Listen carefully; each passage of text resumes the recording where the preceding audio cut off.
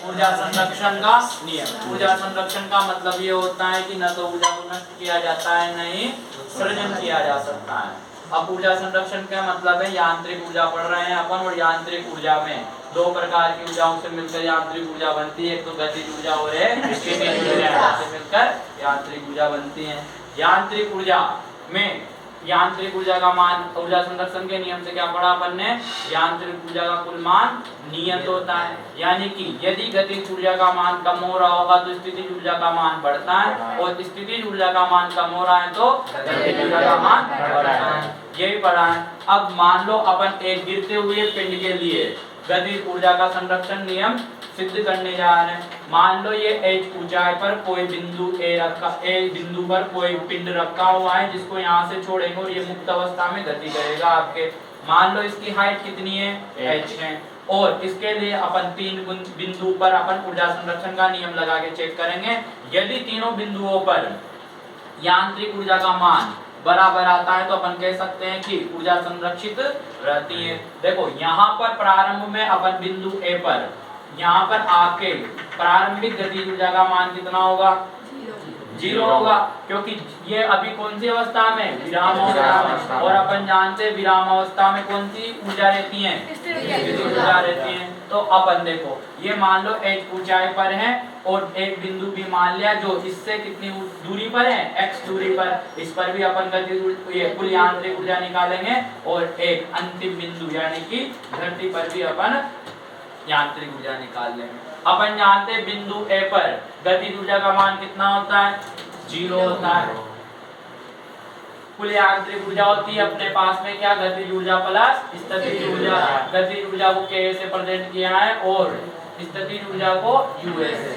ए पर गतिज ऊर्जा का मान कितना होगा, 0, क्योंकि स्थितिज गति का मान कितना है यहाँ पे, 0। अपन जानते गतिज ऊर्जा बराबर होती है हाफ mv² होती है। यहाँ पर v का मान कितना है, 0, इसलिए k का मान भी कितना आ जाएगा, 0 आ जाएगा। इसका मतलब गतिज ऊर्जा कितनी आ गई, 0।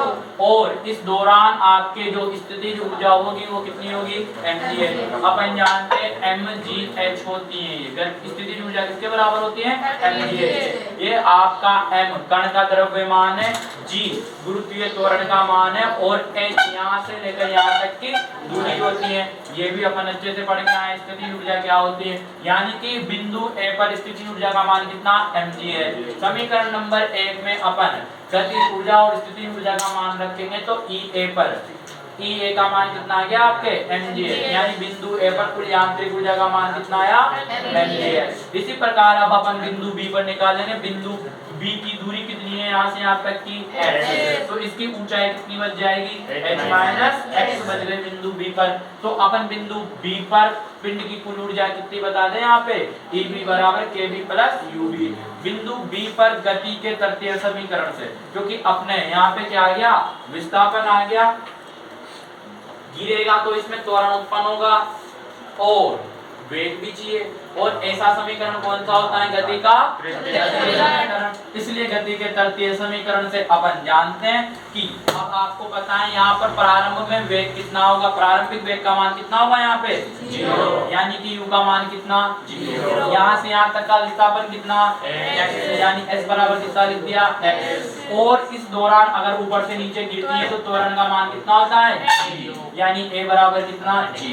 इसको अपन कहाँ पे रखेंगे, गति के तृतीय समीकरण में। तो आपका b का मान कितना आ गया यहाँ पे, 0 प्लस 2gx। ये क्या है आपका u 0 हो गया, और ये a की जगह किसने ले ली, g ने, क्योंकि गुरुत्वीय त्वरण के बराबर। और हम जानते हैं गतिज ऊर्जा बराबर k बराबर होती है हाफ mv², और बिंदु B पर vv²। b का वैल्यू vv² की वैल्यू कितनी आ गई अपने पास में, 2gx। यहाँ पे रख दिया, 2 से 2 कट गया, ठीक है। kb का मान कितना आ गया आपके पास में, mg। और बिंदु B पर अपन क्या निकाल लेंगे, स्थितिज ऊर्जा भी निकालेंगे, और स्थितिज ऊर्जा का फॉर्मूला होता है mgh। यहाँ पर हाइट कितनी बची आपके, h - x बच गई। नीचे से नापते हैं अपन स्थितिज ऊर्जा के लिए, ub बराबर हो गया mg h - x, क्योंकि h का मान कितना हो गया, h - x के बराबर। समीकरण इसमें रख देंगे अपन यहाँ पे, समीकरण 3 में कुल ऊर्जा के समीकरण में लिख लेंगे, k का मान रख देंगे और u का मान, k का मान mgx आया था और U का मान mgh माइनस h। इसको कैलकुलेट करेंगे, अंदर गुणा करेंगे, एक बार h से और एक बार h से। mgx इधर माइनस का इधर प्लस का है, कैंसिल हो जाएगा, क्या बचेगा सिर्फ mgh। ये बिंदु B पर क्या आ गई, कुल यांत्रिक ऊर्जा आ गई, जिसका मान भी कितना आया है, mgh आया है। अब बिंदु C पर अपन निकाल लेंगे किसका मान, कुल यांत्रिक ऊर्जा का मान। तो EC बराबर आ जाएगा KC प्लस UC, अपन ने समीकरण नंबर 5 दे दिया।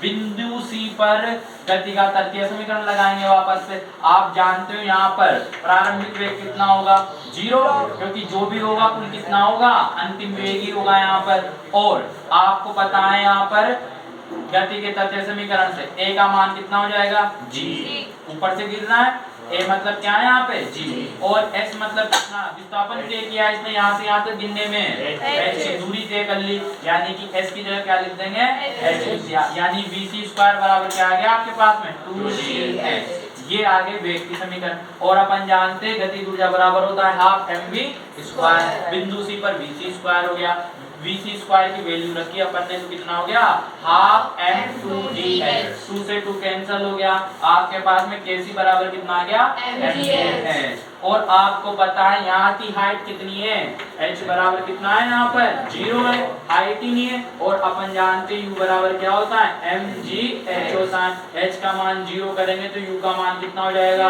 0, यानी कि बिंदु C पर स्थितिज ऊर्जा का मान कितना, 0 होगा। इसलिए अब KC का मान आ गया, UC का मान आ गया, इस KC और UC के मान को कहाँ रख देंगे अपन, बिंदु C के कुल यांत्रिक ऊर्जा के मान, यानी समीकरण नंबर 5 हो गया।